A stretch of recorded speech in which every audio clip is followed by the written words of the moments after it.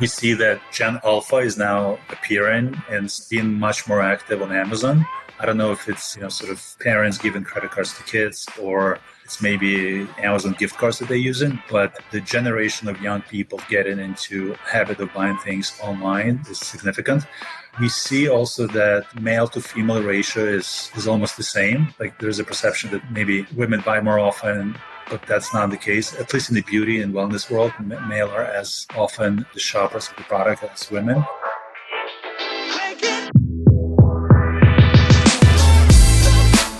You're listening to Retail Remix, your inside access to candid conversations with the people shaping retail's future. Here's your host, Alicia Esposito. If you've listened to this show in the past, you know I love digging into the beauty and wellness space. I feel like it is so ripe for disruption and filled with innovative brands that are creating truly groundbreaking products.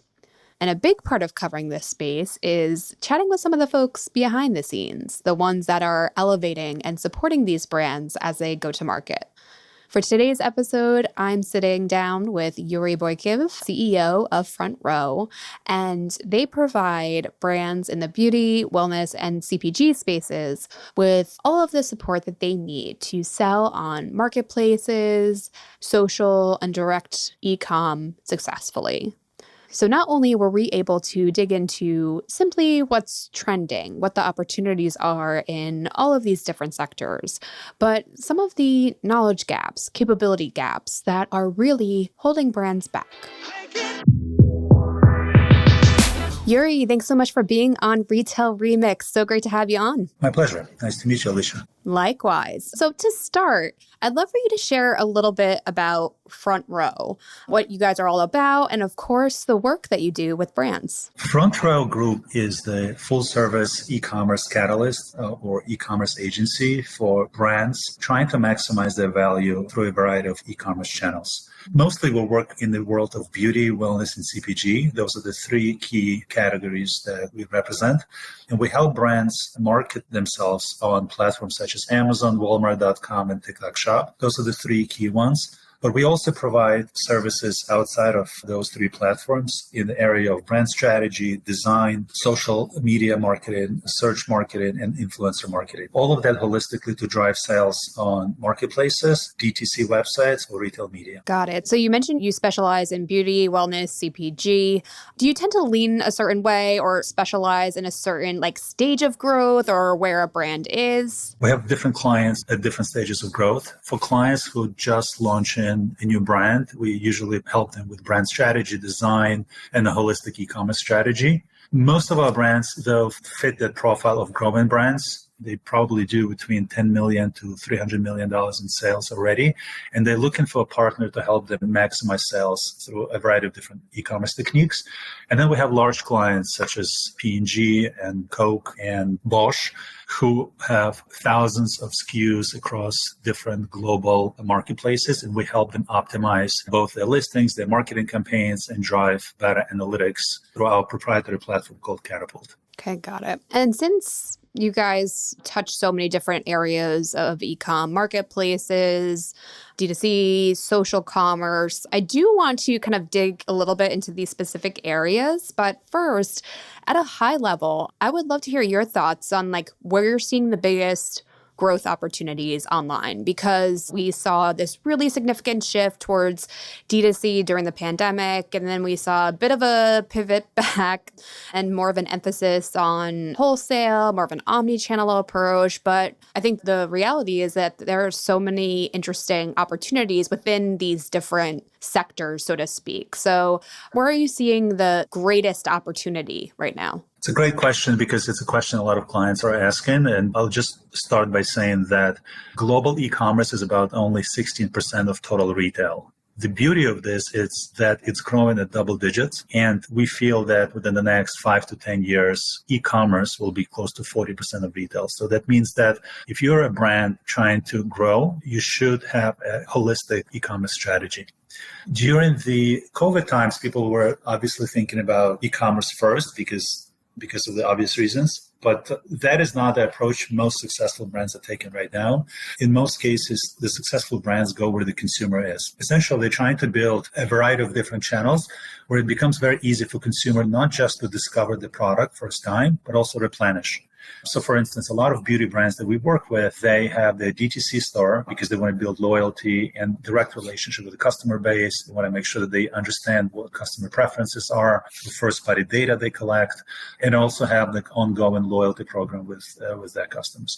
But they also sell in major retailers such as Sephora, Ulta, where consumers can find their product the first time, where they can experience it in a familiar environment. And then they go to Amazon or Walmart.com or Walgreens, where essentially it serves as a replenishment, where, for instance, you find a particular brand for the first time on Sephora, but then you want to buy it again, and you go to Amazon because of its convenience and ability to deliver products in a fast and efficient way. So that's sort of the holistic journey most of successful clients take. They want to make sure that consumers find it easy to find the product, discover the product, replenish the product, and build loyalty with the brand.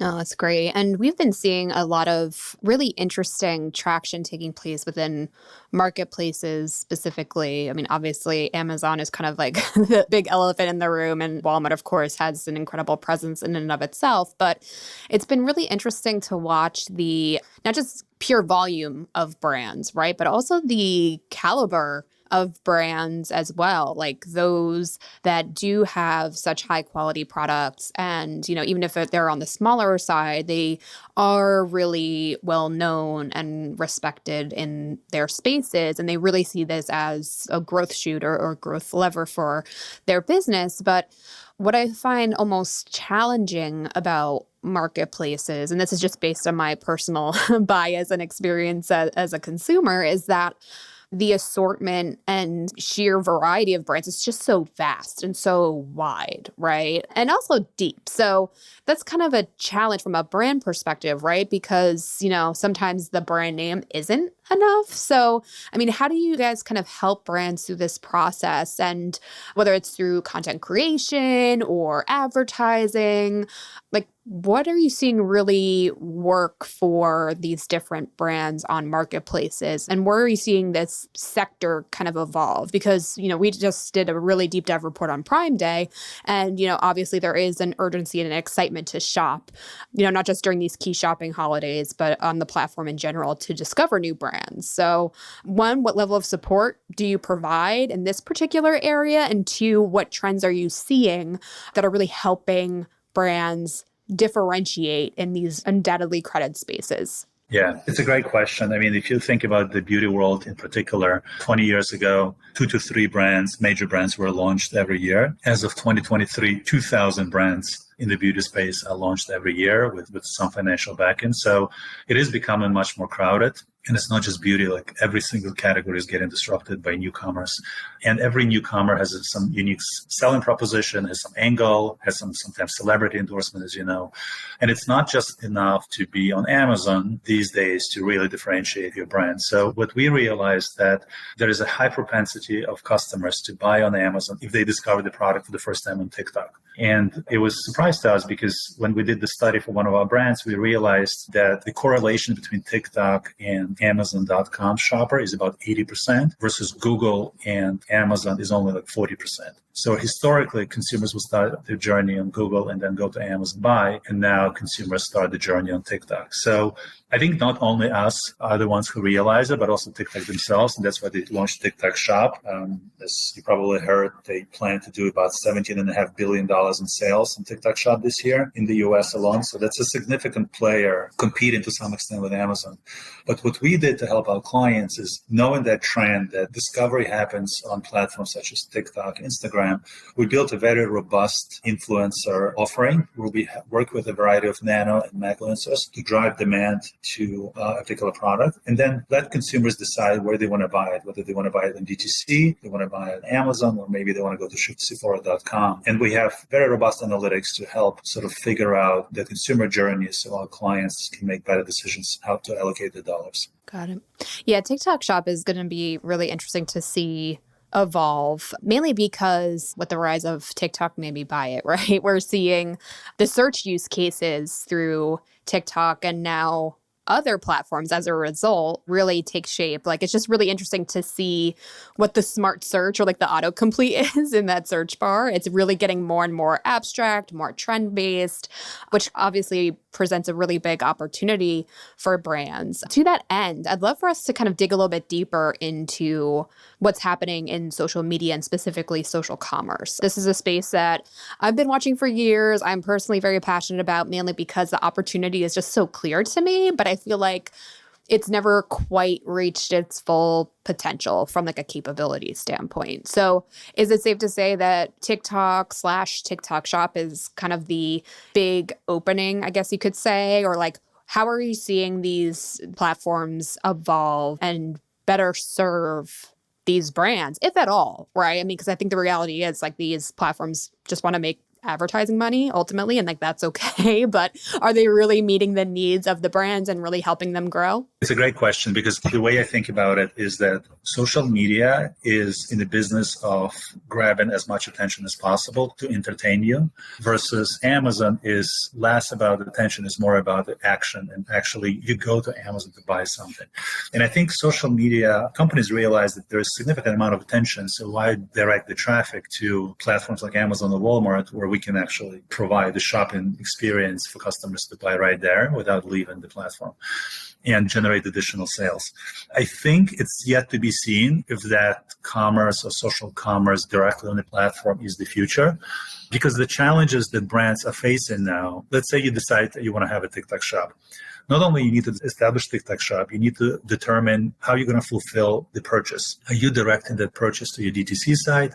Are you relying on TikTok Shop for fulfillment, or are you leading that to Amazon or somewhere else to fulfill the product? And the integrations initially when the TikTok Shop launched were a little bit clunky. On top of it, if you want to fulfill from TikTok Shop, you really need to build demand planning through the warehouse. And that's another difficult enterprise, because you need to figure out how much product you want to send to that warehouse, which is driven by how many dollars you're going to spend on influencers to drive that sale. And it's not always an easy equation. So I've seen brands launch and then still TikTok Shop and then rely on this more as an like add-on or informational learning, I would say, rather than like a true social commerce channel.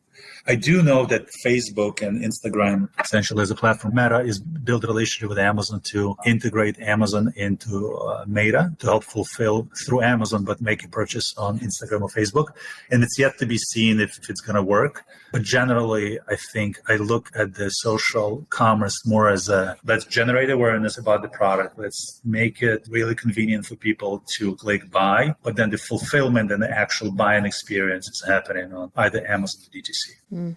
Yeah, it's really interesting to understand where the opportunities and inevitably where the gaps are, right? And how that can be as seamless as possible for the customer too. Because I know I've had my own personal experiences where advertising interaction may be really compelling and great, but then when it comes time to actually make that purchase or go to that conversion stage, that's the promise, right? Inspiration blending into conversion really seamlessly. It's like there's always less to be desired there. I think that works really well if it's directly through your Shopify to your DTC. We all buy from Instagram, right? So you kind of scroll and you see the product you want to buy, you click buy, and then it's delivered directly from the brand. That works really well. What hasn't really worked 100% well and still clunky is like if you click on TikTok and it takes you to TikTok Shop and then you want to buy, it's not always a seamless experience. Mm-hmm. No, that's a great point. So to that end, I mean, are there any new and emerging trends that your team is tracking? I mean, I'm sure a big part of your day-to-day is not just supporting the immediate needs of your brand partners, but also keeping track of what's trending or emerging and spotting where those opportunities may be in the future. So is there anything that you're seeing now that you're especially excited about? Totally. It's a great observation because like historically we were looking at client by client data, and then we sort of started looking at what are some of the trends that are across clients. And we managed close to $2 billion of clients inventory with hundreds of thousands of transactions. So if you look at the data, if you zoom out and look at the data, it brings a lot of interesting trends. One of the coolest things is like we see that Gen Alpha is now appearing and being much more active on Amazon. I don't know if it's, sort of parents giving credit cards to kids, or it's maybe Amazon gift cards that they're using, but the generation of young people getting into habit of buying things online is significant. We see also that male to female ratio is almost the same. Like there's a perception that maybe women buy more often, but that's not the case. At least in the beauty and wellness world, male are as often the shoppers of the product as women. And we were talking to one of our brands right now and said, look, if you see that, let's say 40% of people who buy your product are men, you need to start using designations and descriptions in the product that this product is for both men and women, because sometimes they don't buy it because they think it's female-only product, especially when it comes to shampoos and conditioners and some other things. So by just changing that description, you start attracting a much more active male audience. And we've seen that create a significant uplift in sales. So those are some of the things. That's a really interesting trend. I'm trying to remember what trend it was, but it was like, I think it was on TikTok. There was like a surge of teen boys buying like really fancy cologne. Do you remember this? Like, I forget, there was like a specific name for it, but I found it to be so interesting. And I think it reaffirms your point, Yuri, that it's not confined to a certain gender or even certain demo, right? Like it seems like all consumers are starting to, consume this content and find inspiration in completely new ways. And that's creating a lot of opportunity for a brand. So it's just a matter of capitalizing on that, right? Right. The question is like, there's a lot of insights. How do you capitalize on the insight, right? Yep. I think that's a really important point. And then you have to be very specific. So for instance, to give you another example, I don't know if it's an insight, but more of a the thing you should know is that Amazon algorithm prefers traffic from outside of Amazon more than traffic within Amazon when it gives a credit to a particular listing. So for instance,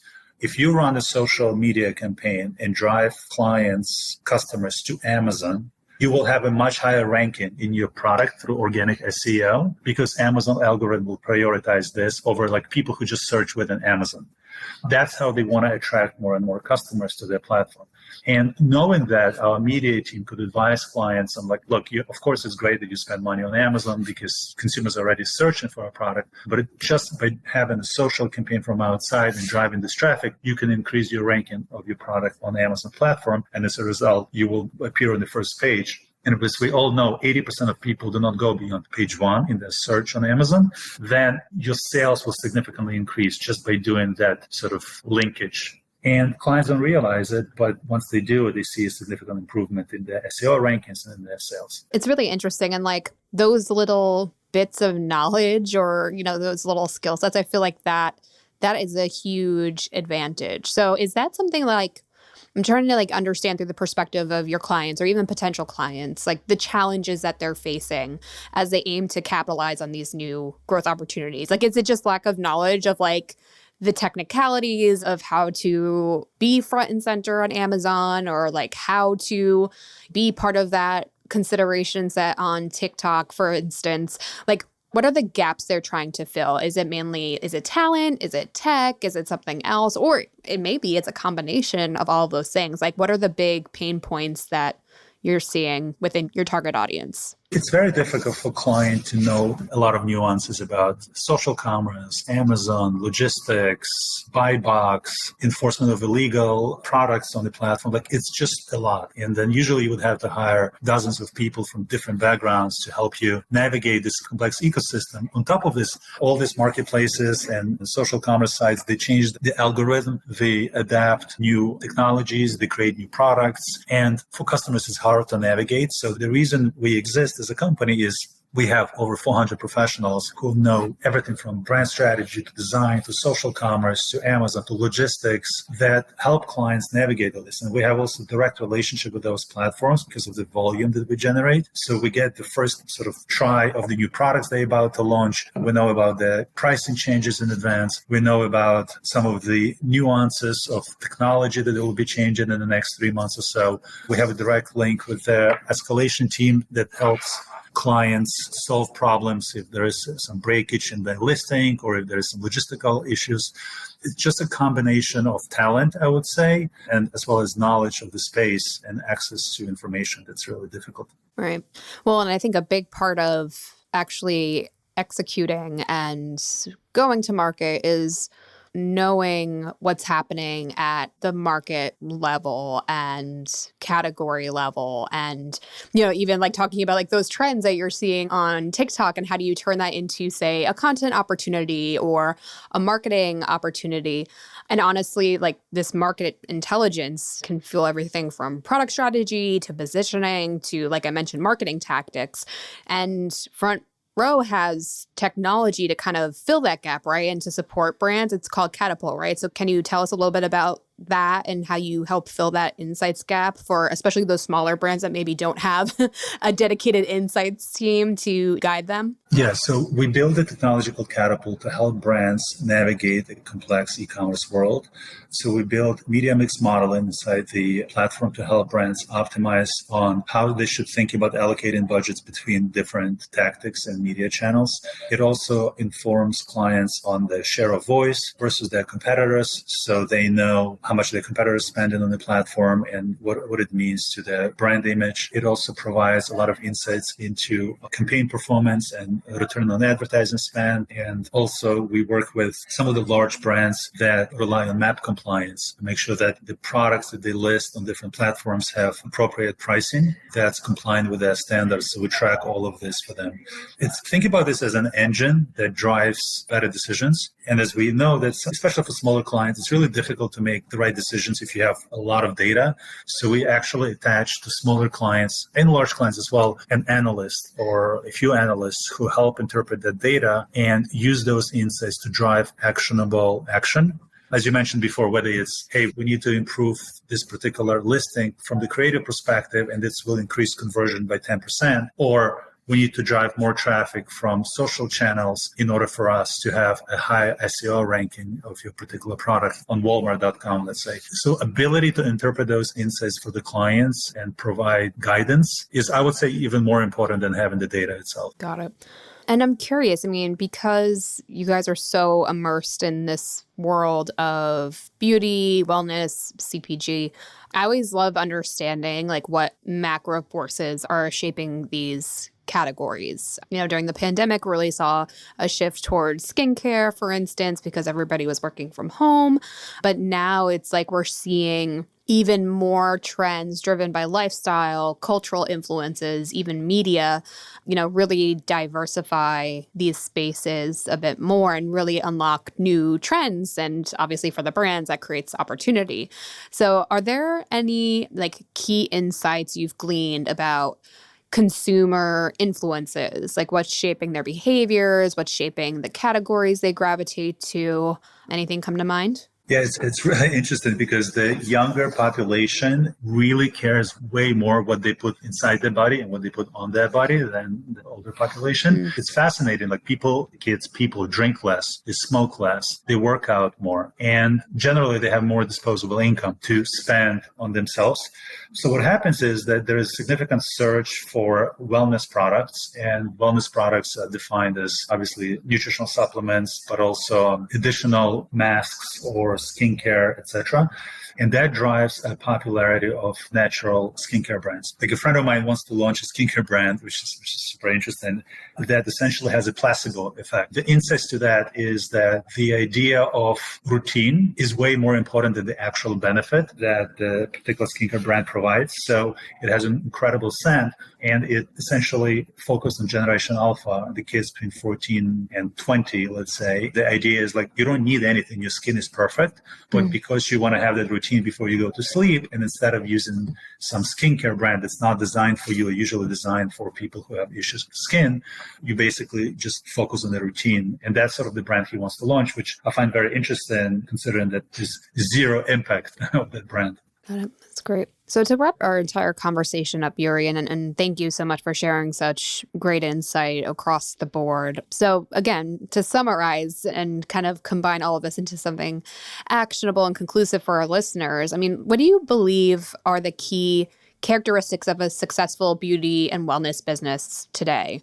Like, are there any key differentiators creatively, professionally, even technically that makes them stand out from the rest? Are there any leading indicators you can call out? Yeah. So first of all, the brand puts consumer first and tries to create a product that is driven based on the insights and a well-defined customer profile. Like, you need to know who you're serving, who your customer is, and why you stand out from the competition. And that has to be clearly articulated in their branding, in their packaging, their design, in their communication, etc. Secondly, it's multi-channel. It needs to be present where consumers are shopping. It needs to be in the retail environment with a well-designed shelf space and visual merchandise. It needs to be in the marketplace environment, predominantly on Amazon, with a well-designed storefront and also A-plus content, as well as very thoughtful marketing strategy on Amazon. It needs to have strong social presence with a very social following and very strong social, special influencer strategy.